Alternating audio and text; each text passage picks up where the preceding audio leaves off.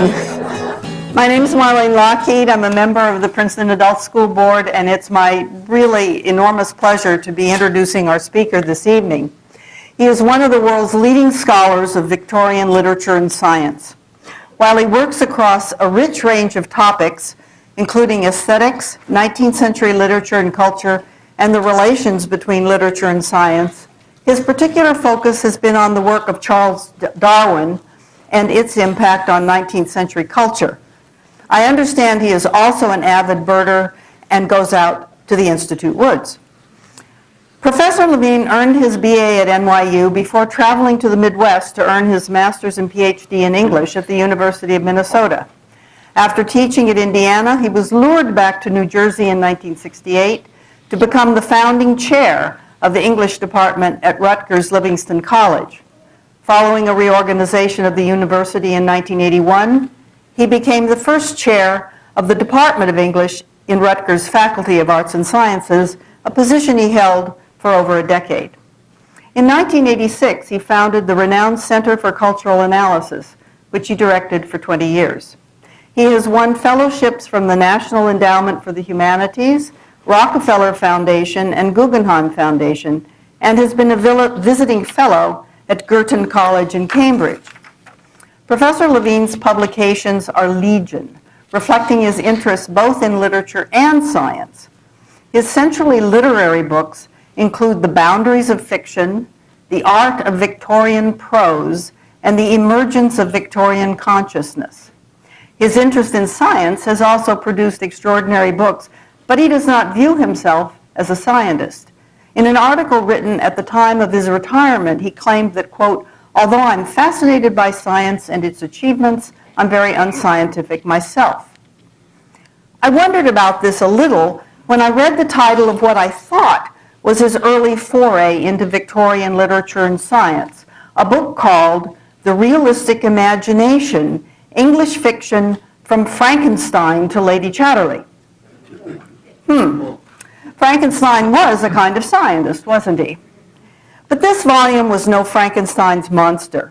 Reviewed by the New York Times as a masterly and compelling work that will alter significantly the study of the 19th century novel, it solidified Professor Levine's preeminence in the field. An important series of his books does examine how scientific thought could be recognized as a deeply imaginative enterprise. These include Darwin and the Novelists, Patterns of Science in Victorian Fiction, Dying to Know, Scientific Epistemology and Narrative in Victorian England, a book that explores Victorian ideals of science and knowledge, and Darwin Loves You, Natural Selection and the Re-Enchantment of the World, which was reviewed in The New Yorker as being one of the most appealing and subtle attempts to bridge biology and the humanities. He's also published a book of his birding adventures, Life Birds. His most recent book is Realism, Ethics, and Secularism, Essays in Victorian Literature and Science, which is a collection of essays that has been called a major contribution to our understanding of Victorian culture and realist fiction, a model of literary criticism which deserves to be read widely and deeply. This brings me to the topic for this evening, which is Darwin's, Victorians, and Us. It's my great pleasure and honor to introduce to you Professor George Levine, the Kenneth Burke Professor of English Literature Emeritus at Rutgers, distinguished scholar in residence at NYU, and avid birder.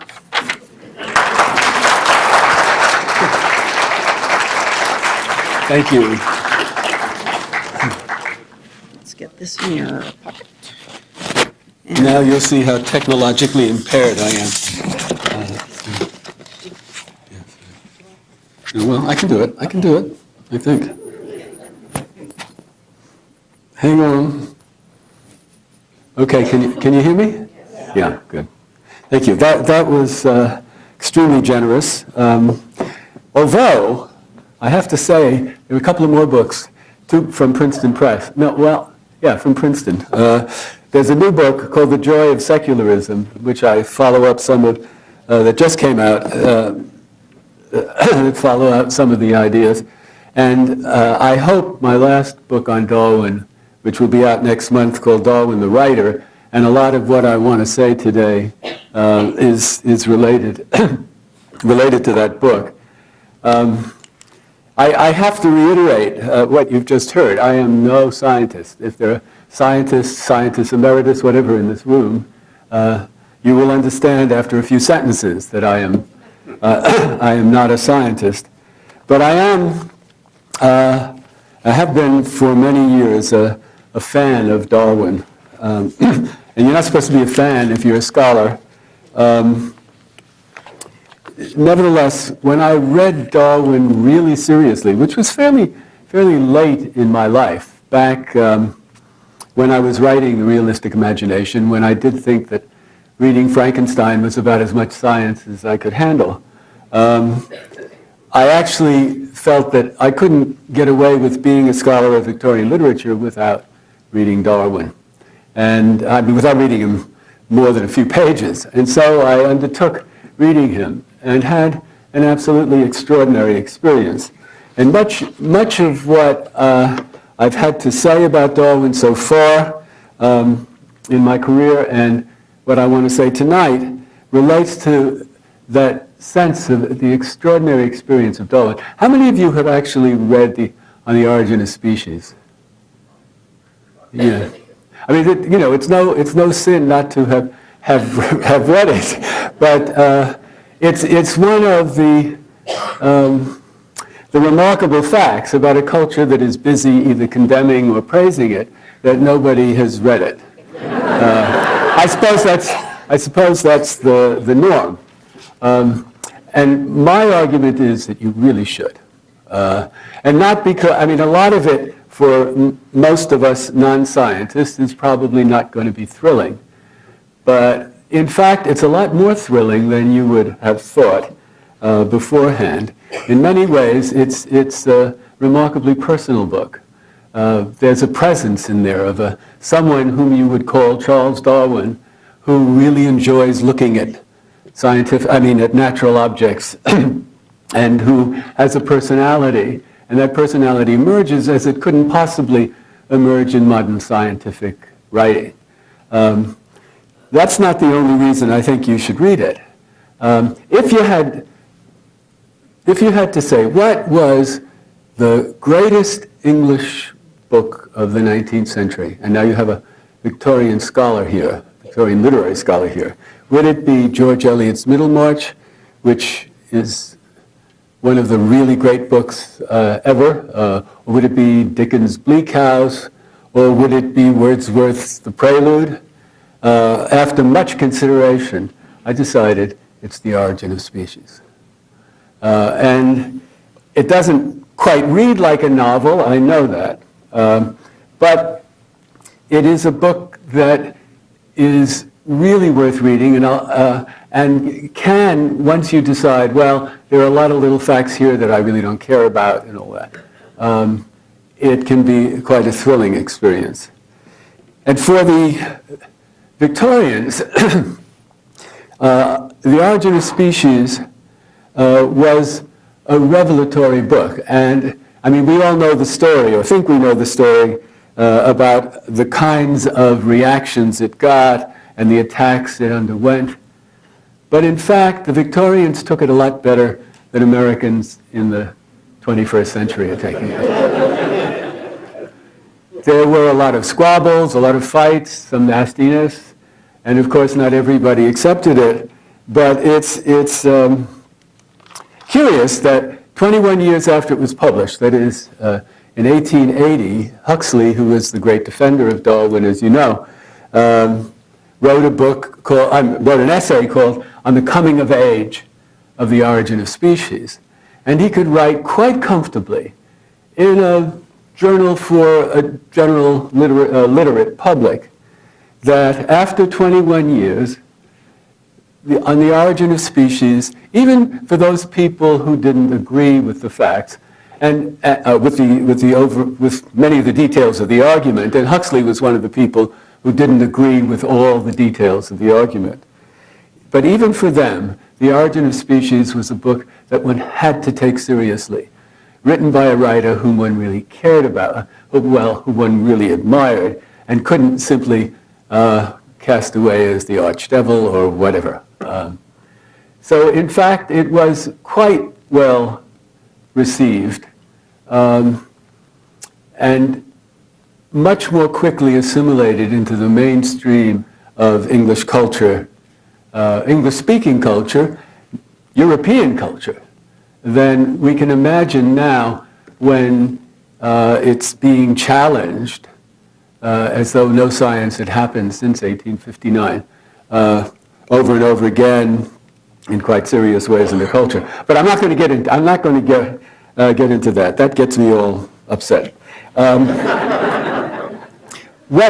What I want to do is try to change your view of the origin.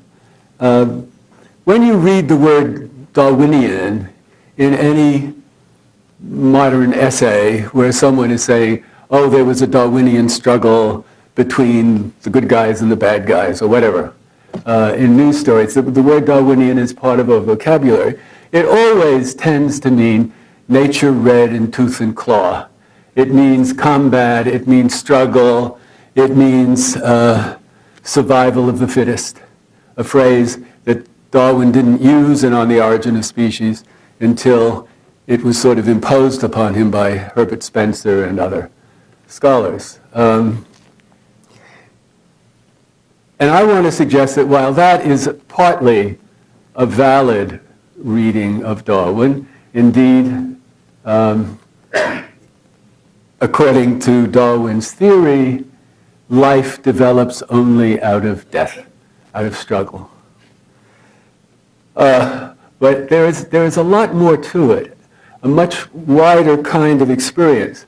And although there was a great influence of the nature red in tooth and claw idea,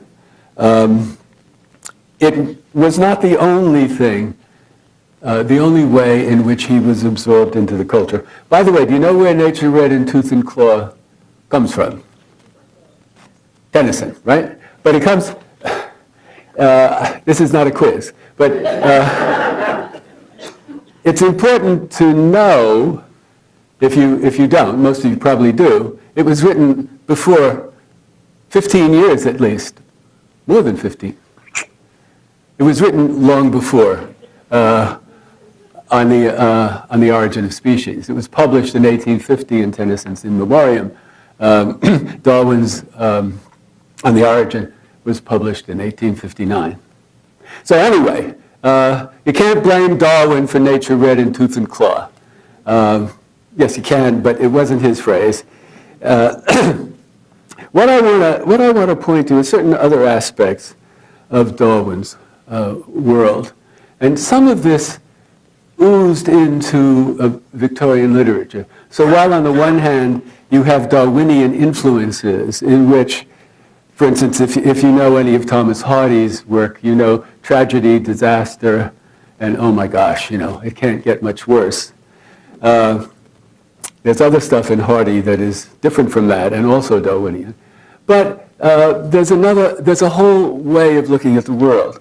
And if you read Darwin with eyes and heart open, it's likely to, even now, after, what is it, 150 years, sort of change the way you look at the world. I could say, my birding, which was mentioned before, and which I can never stop mentioning, is partly influenced by Darwin. The natural world, once you have read Darwin, is just spectacularly interesting. It's everything, even really ugly things that you want to squash, little bugs and mosquitoes, even they become enormously interesting and beautiful.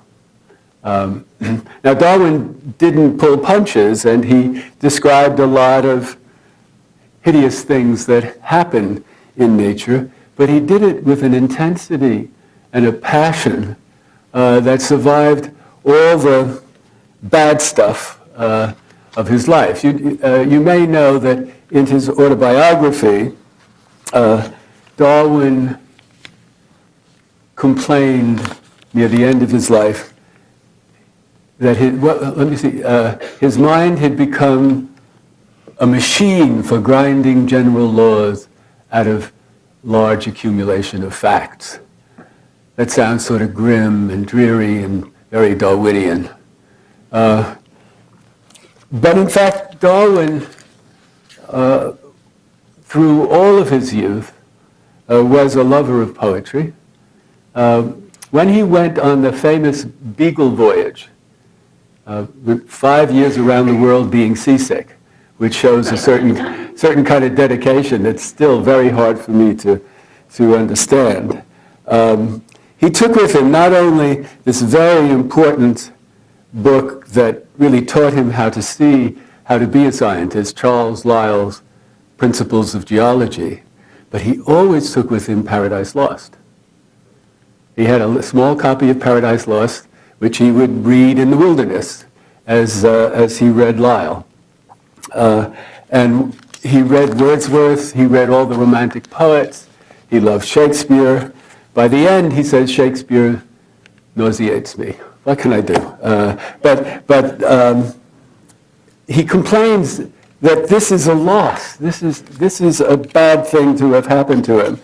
And yet, it's pretty clear that his passion and his love for the natural world never subsided. So reading his descriptions of the natural world can be quite an extraordinary experience. One of the things, it's not merely, when I go out and watch the birds, it's not merely, oh, look at the pretty tail, you know. It's a sense that every little feather on that bird and every movement it makes has a meaning. It signifies. It tells a story. And this is the Darwinian way of looking at the world. I brought along a lot of quotations, and I'll read some to you just because I like to do it. But there's one which appears at the start, not at the start, but early in his book, what's now called The Voyage of the Beagle, which gives a real clue to the way Darwin looked at the world. Or for me, it gives a clue. He's talking, excuse me, in South America. He's talking about a tribe of natives who have an uncanny ability to read signs. The rostro, it's called. I think that's still a legitimate Spanish word. Trace. He writes, one glance at the rostro tells these people a whole history. Supposing they examine the track of 1,000 horses, they will soon guess the number of mounted ones by seeing how many have cantered, by the depth of the other impressions, whether any horses were loaded with cargoes, by the regularity of the footsteps, how far tired, by the manner in which the food has been cooked, whether the pursued traveled in haste, by the general appearance, how long it has been since they passed. Notice, by the way, how rhythmic that prose is. I mean, it's prettier than it needs to be. And I want to emphasize that about his early writing. But what he's talking about here is the capacity to look at nature and see signs everywhere. And for me, part of and this I think was true also for many Victorian readers. And you know, during the mid to late 19th century, one of the great hobbies of middle-class people was to go out and look at shells and pebbles and collect butterflies. And if you've read Victorian novels, you'll see all kinds of signs of this. Well, this kind of passion for nature was something that Darwin participated in and helped to generate. And his view of the world is on every page, with every object, that it means something. I mean, the normal way that people talk about the Darwinian theory is it empties the world of meaning. It has taken transcendence out of the world. There is no intention in the world. Things are just there, and it doesn't matter. But when you read Darwin, you see that everything matters. There isn't an object that doesn't require to have a history for you to understand it. And when you see a wrinkle on a face, or a crack in the ground, or a seed, or a leaf, you should be able to read a whole history, a kind of miraculous history that never stops. That is, it keeps winding out so that the object only makes sense because it is in a certain place, but also because it's in a certain time. Where it is, when it is, defines what it is. And Darwin is always asking questions. And it's one of the great things about reading him is that you realize that when you look at nature and you say, ooh, how pretty, which I do all the time, you're not seeing anything. Why does the thing shine like that? Why is this growing here? What relation does it have to the other things growing around? And reading Darwin's prose just sort of makes you kind of tingle. In fact, there was a very lovely book during Darwin's bicentennial year by Adam Gopnik, who writes for The New Yorker. It was called Angels, oh gosh, I can't remember. But anyway, it's a lovely book, half about Lincoln and half about Darwin, both of whom they were born on the same day. And he talks about Darwin makes the whole world vibrate. And I want you to feel, if you'll pardon me, feel the vibration. It's really worth it. If in reading On the Origin of Species, if you won't be bothered by a little more fact and a little more detail than you probably want, you first get a sense of Darwin's quality as a writer and as an observer of nature in The Voyage of the Beagle.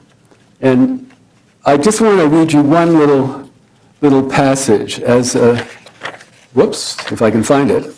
I so carefully arranged these before I came in.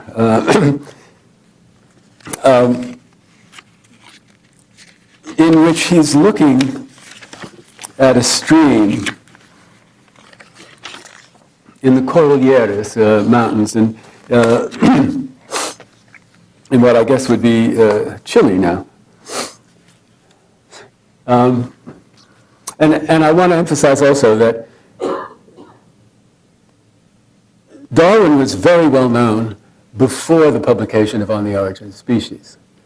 He was well known as a scientist, and his book, The Voyage of the Beagle, was quite popular. I mean, it wasn't like a huge bestseller, but it was popular. One of the most read voyage books of the time, at a time when writing voyage books was what you did.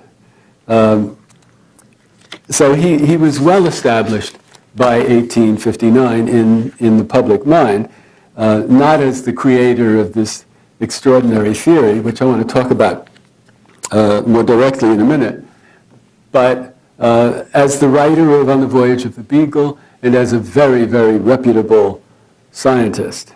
He writes of the din of rushing water in this river in the Cordilleras, and how the noise from the thousands and thousands of stones as they rattled one over another was heard night and day along the whole course of the torrent, and spoke eloquently to the geologist as, with one dull, uniform sound, they all hurried in one direction. It is not possible for the mind to comprehend, except by a slow process, any effect which is produced by a cause repeated so often.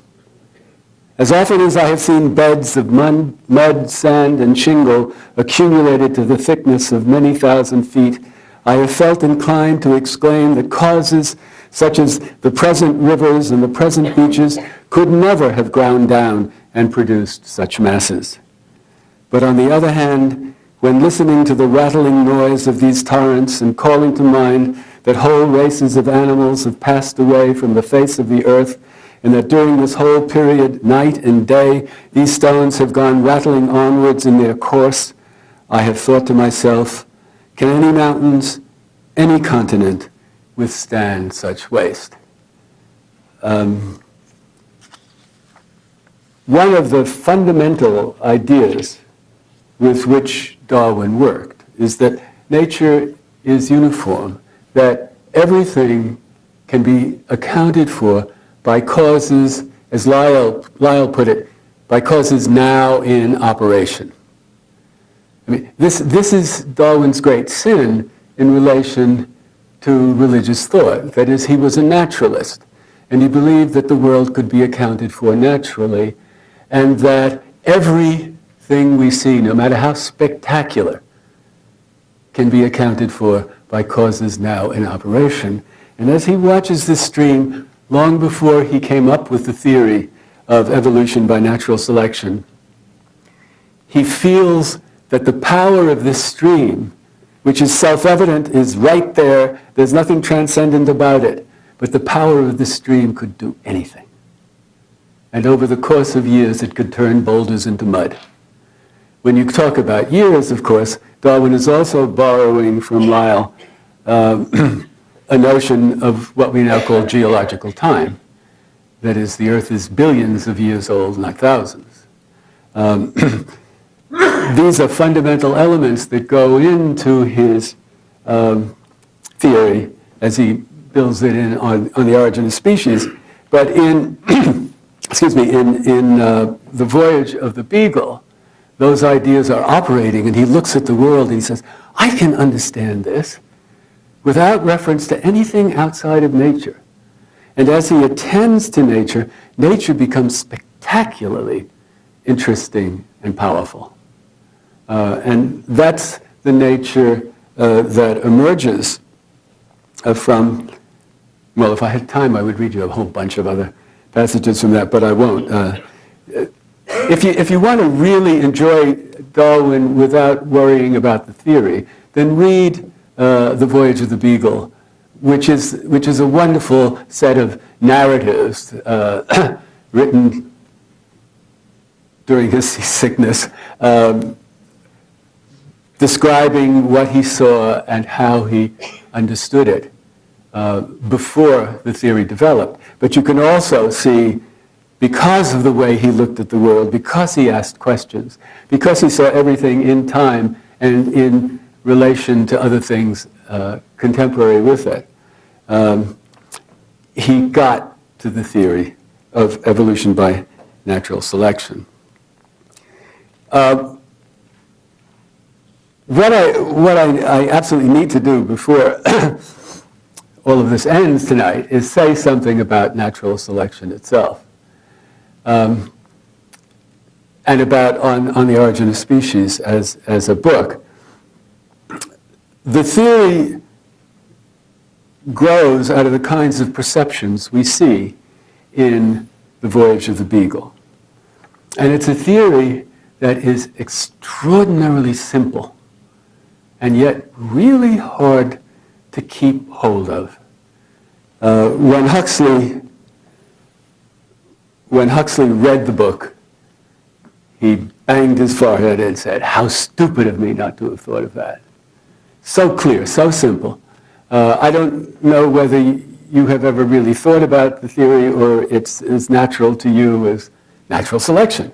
But I just want to point at the elements in it that are very simple, but that produce complications that make it very hard to handle.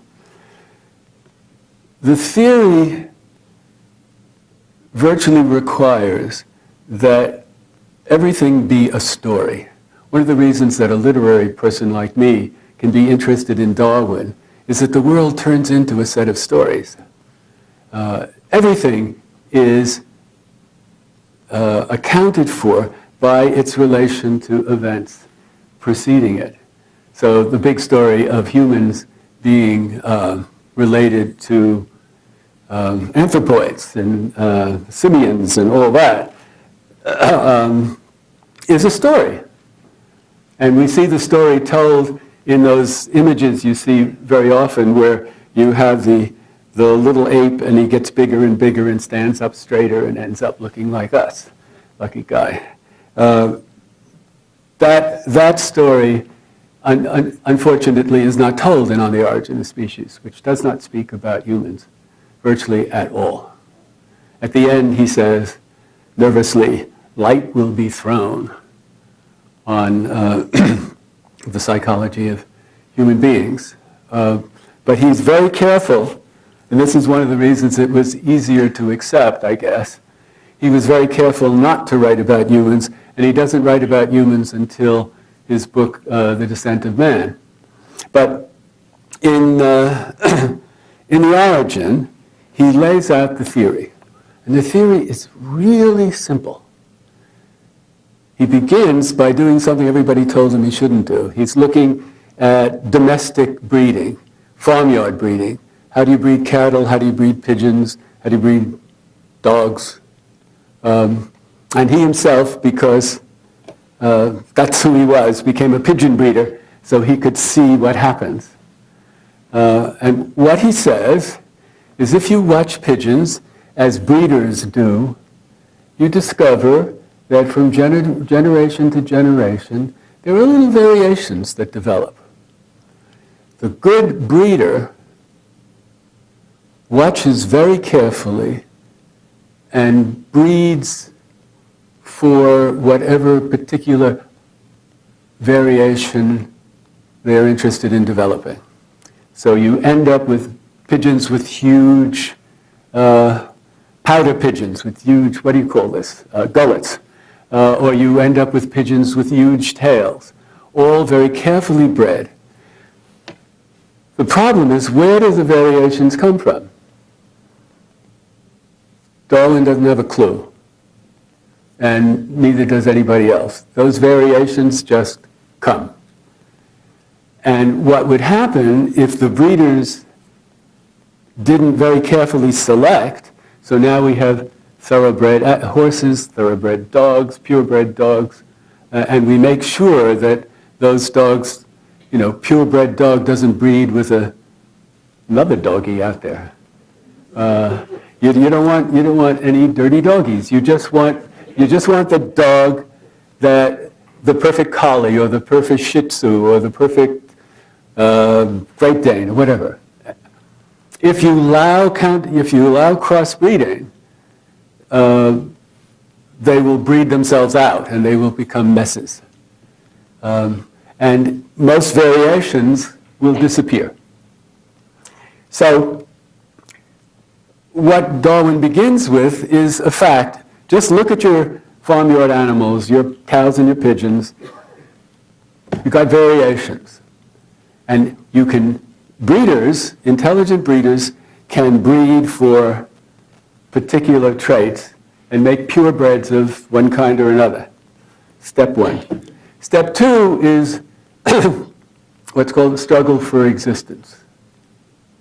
And he has this wonderful chapter. Again, I'd like to read from it, but time flies.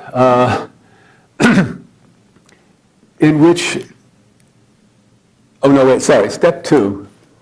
The real problem, I forgot what the real problem. The problem is, this happens in domestic breeding. What happens in nature? Are there any variations in nature? What happens if you don't have a breeder to choose? Well, he argues, yes, there are variations in nature, just as there are variations in the farmyard. And he provides the evidence to show that this is true. But how then do you develop particular types so that the variations aren't bred out as they would be if you crossed your Great Dane with your Fox Terrier? So he talks about, in a separate chapter, he talks about the struggle for existence. And he points out what we see and sort of celebrate every spring, that there are more seeds than there are trees. Every tree produces thousands and thousands, perhaps millions of seeds.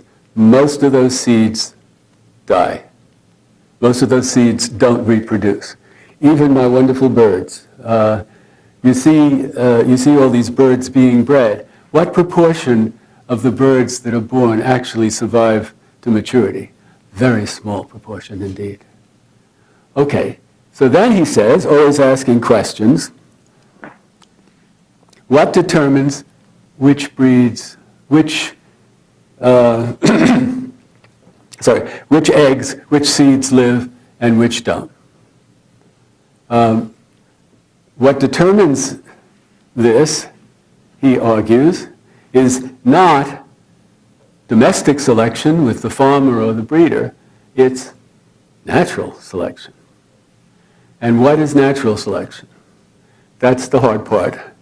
Natural selection is everything that doesn't adapt well to its environment is going to die, or as well as everything else will die. So natural selection is, what's the word? Well, let me just step back 1 inch and point out that all of this is metaphor. Natural selection is a metaphor. And Darwin was attacked by serious thinkers of his own time saying, you've got a scientific theory, but it's all metaphorical. And the metaphor is that nature is doing the selecting. But there is no brain there doing the selecting whatsoever. There's nothing there doing the selecting but the natural processes which encourage the growth of certain seeds and discourage the growth of other seeds. A lot of it feels accidental. Each step along the way has qualities of accident about it. The development of the first variations with which we are born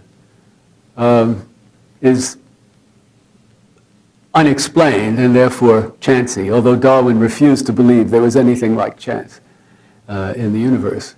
But he could not explain it. It was chancy.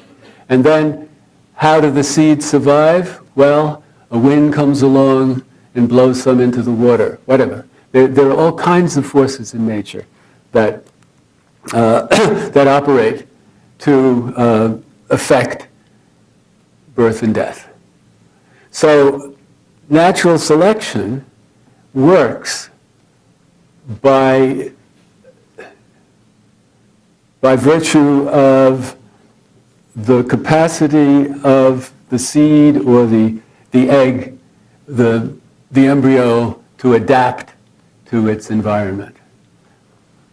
As Darwin writes about it, and this is really important for us literary types, as Darwin writes about it, it's full of metaphor. Natural selection is described as a kind of maternal figure looking down and making sure that the species survives by virtue of protecting the seeds or making sure these seeds work and these seeds don't. But it's all metaphor. And natural selection, which, when you abstract from the theory, seems like a brutal, mindless force, and is in fact a brutal, mindless force, is treated in Darwin almost as a mother, and is often described that way. That was dumb of me. I didn't naturally select the passages in which he describes natural selection. I don't really have time to do it, I can see. But by the way, I mean, I don't know when I started. When should I stop, is the question. 5 or 10 minutes? Okay. So that's the process. It's very important to see how Darwin describes that process. And I would like to read to you a passage from On the Origin, in which he describes a tree as a metaphor, or as he calls it, a simile for the whole process of evolution by natural selection. And I wish I had time to analyze sort of every line, because it's really, really worth it. But just listen to this. Is this the prose of your latest scientific journal? The affinities of all the beings of the same class have sometimes been represented by a great tree. I believe this simile largely speaks the truth. The green and budding twigs may represent existing species, and those produced during each former year may present the long succession of extinct species. At each period of growth, all the growing twigs have tried to branch out on all sides and to overtop and kill the surrounding twigs and branches, in the same manner as species and groups of species have tried to overmaster other species in the great battle for life. We try to imagine the image that he's creating, and you'll see, if you've seen a big old tree, you will recognize this. The limbs divided into great branches, and these into lesser and lesser branches, were themselves once, when the tree was small, budding twigs. And this connection of the former and present buds by ramifying branches may well represent the classification of all extinct and living species in groups subordinate to groups. Of the many twigs which flourished when the tree was a mere bush, only 2 or 3, now grown into great branches, yet survive and bear all the other branches. So, with the species which lived during long past geological periods, very few now have living and modified descendants. From the first growth of the tree, many a limb and branch has decayed and dropped off, and those lost branches of various sizes may represent those whole orders, families, and genera which have now no living representatives, and which are known to us only from having been found in a fossil state. As we here and there see a thin, straggling branch springing from a fork low down in a tree, and which by some chance has been favored and is still alive on its summit, so we occasionally see an animal like the ornithorhynchus, which is the platypus, or Lepidopteran, which in some small degree connects by its affinities 2 large branches of life, and which has apparently been saved from fatal competition by having inhabited a protected station. As buds give rise by growth to fresh buds, and these, if vigorous, branch out and overtop on all sides many a feebler branch, so by generation I believe it has been with the great tree of life, which fills with its dead and broken branches the crust of the earth and covers the surface with its ever-branching and beautiful ramifications. Now that's in the most important scientific text of almost of the 19th century. And although not all of the Origin is written like that, you can get a sense of what a remarkable piece of writing it is and how satisfying it can be.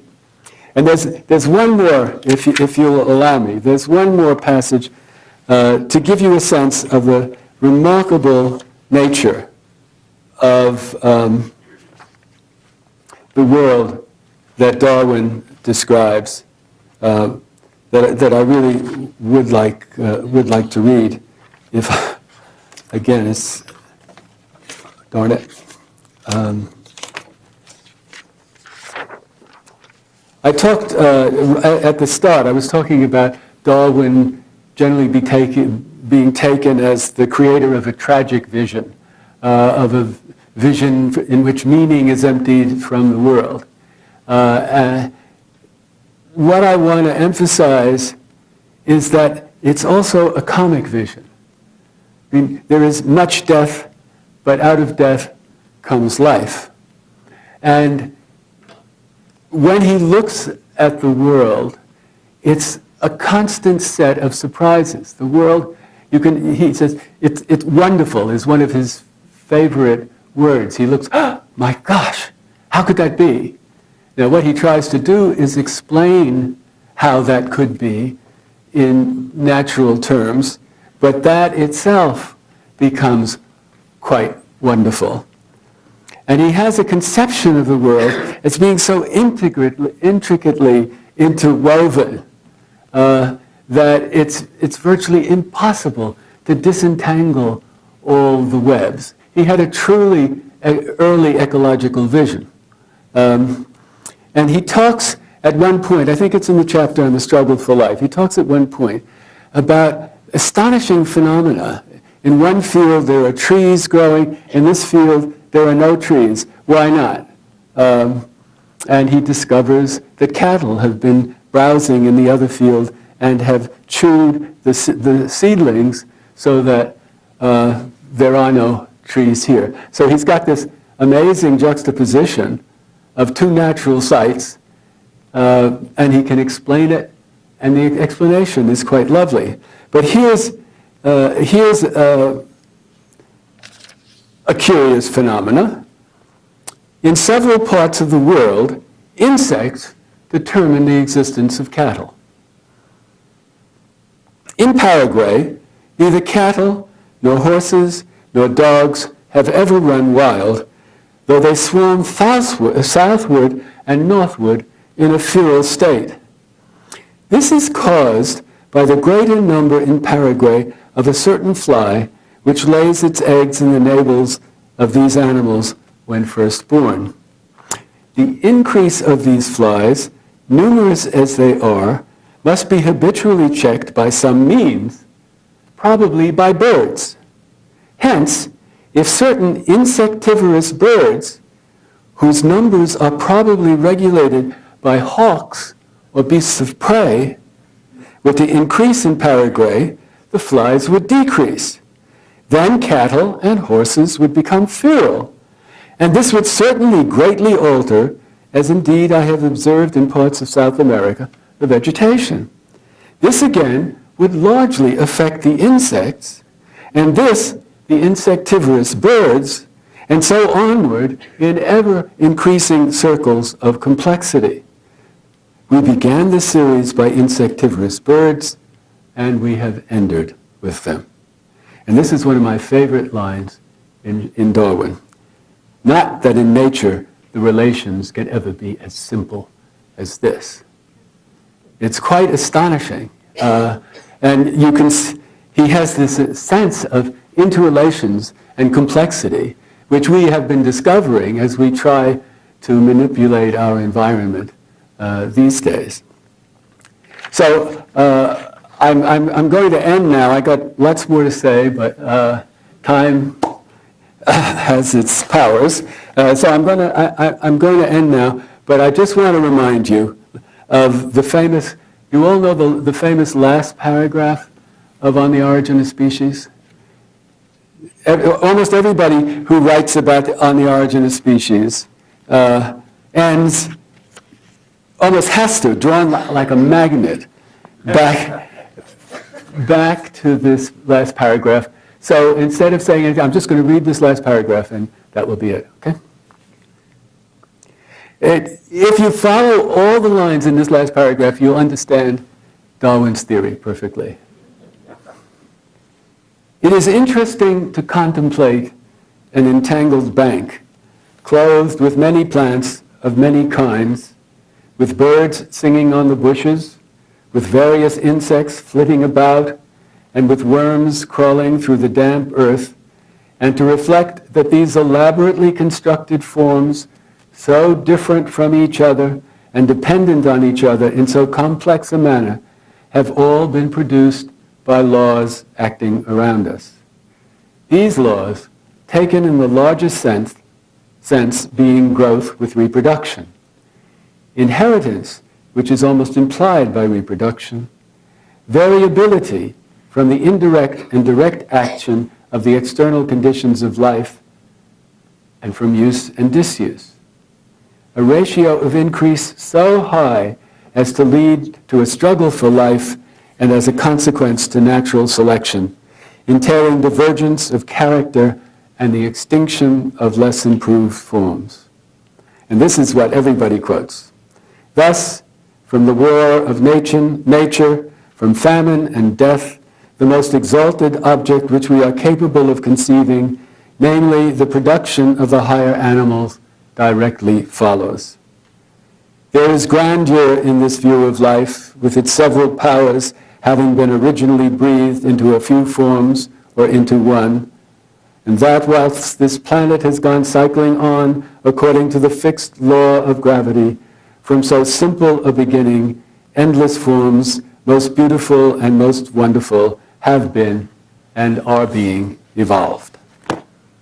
No words after that.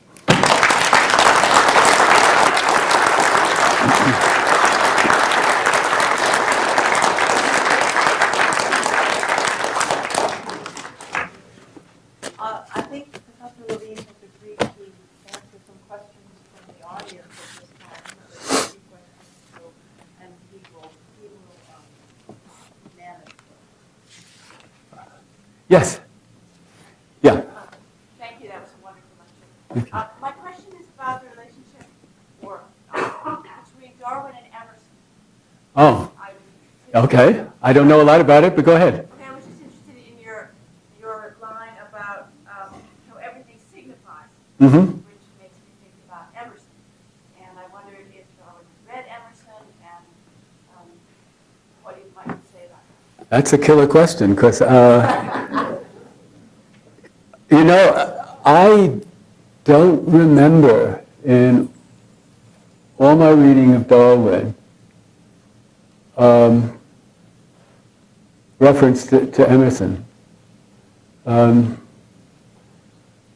you know anything in Emerson in reference to Darwin? I mean, Well, it's Emerson's line about how natural facts signify Yeah. spiritual facts. So the language is so close. In some ways, it seems to me there might be some connections. there might be, but I have to plead ignorance. So far, there are 19 volumes of Darwin's correspondence out. You could easily find if there were any references to Emerson. He is connected in different ways to most public figures, although he was quite reclusive, as you know, for the last part of his life. But I swear I just don't know. One thing that perhaps I should say, there is a problem of attributing to Darwin a lot of qualities that are really integral to romantic and late romantic culture. Darwin was a great, I think he was a great man, but he was not responsible even for a lot of the things that I was talking about. The sense of geological time wasn't his. The recognition that there were variations wasn't his. It was his way of putting them together that distinguished him. And part of, what you're saying about Emerson, digging back into my Victorian studies, makes me think about Carlyle. And he and Emerson were indeed connected and read each other. And Emerson visited Carlyle. And for Carlyle too, although my gosh, there couldn't be a more different person or writer from Darwin than Carlyle. But for Carlyle too, the world was full of significances. But you use the word spiritual, and it's important to see that Darwin is resisting any explicit reference to the spiritual.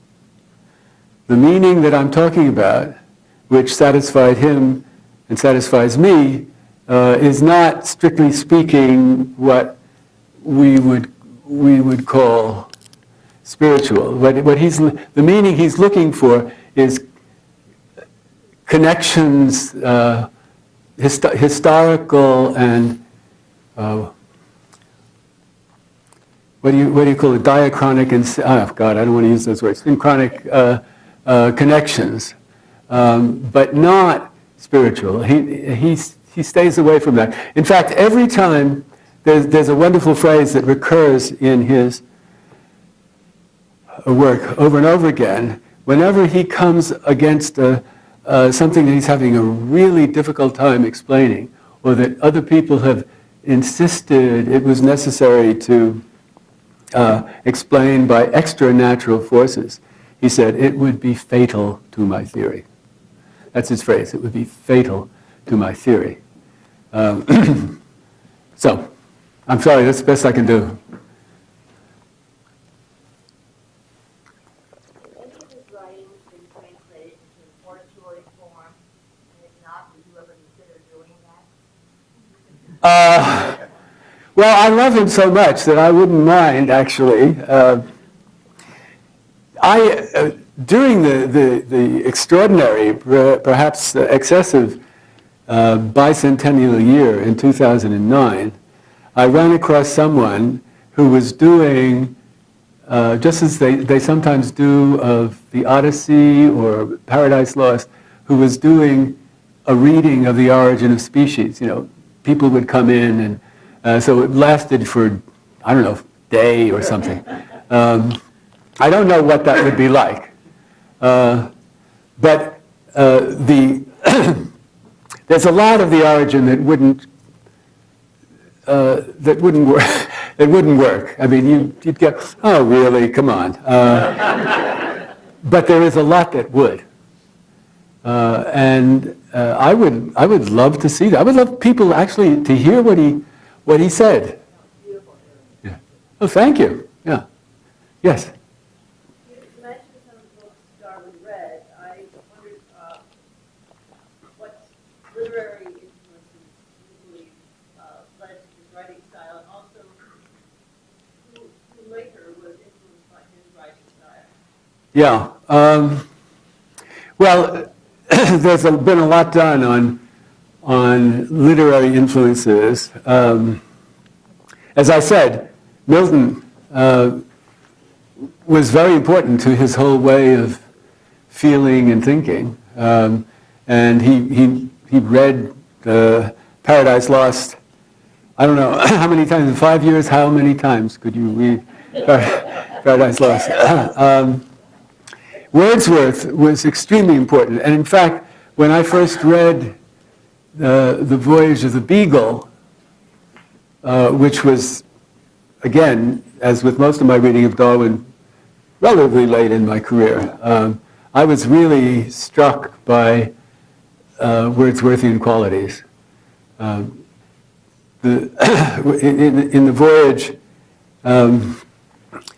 even as he is seeing an object, he is imagining what it would be like to remember it, which is a very sort of Wordsworthian way of doing things. So he was a child of the Romantics. He really was.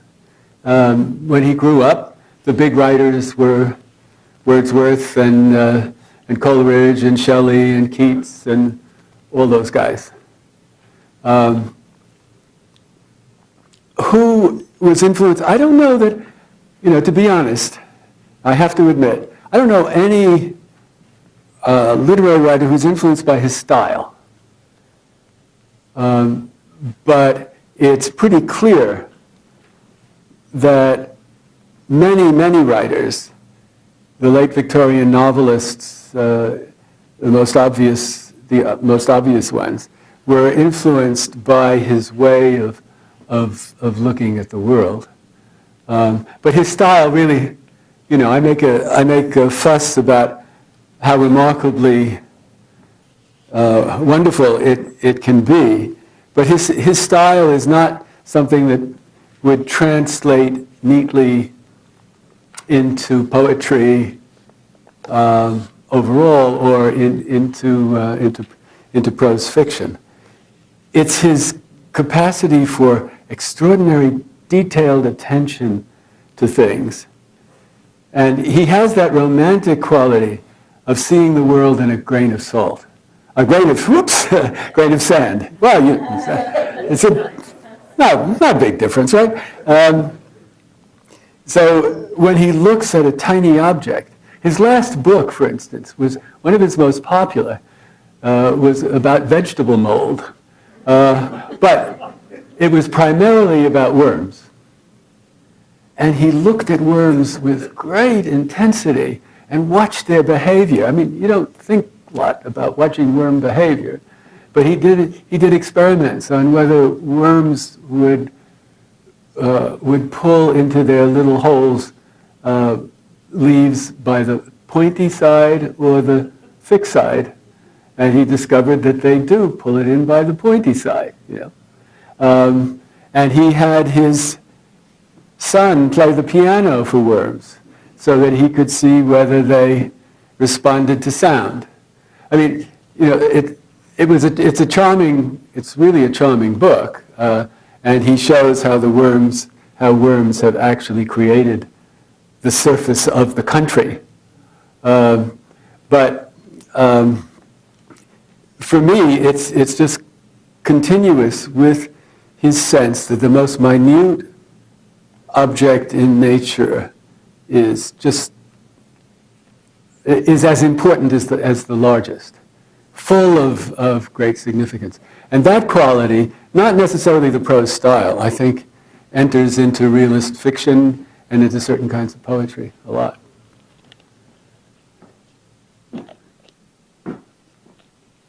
Okay? Thank you once again.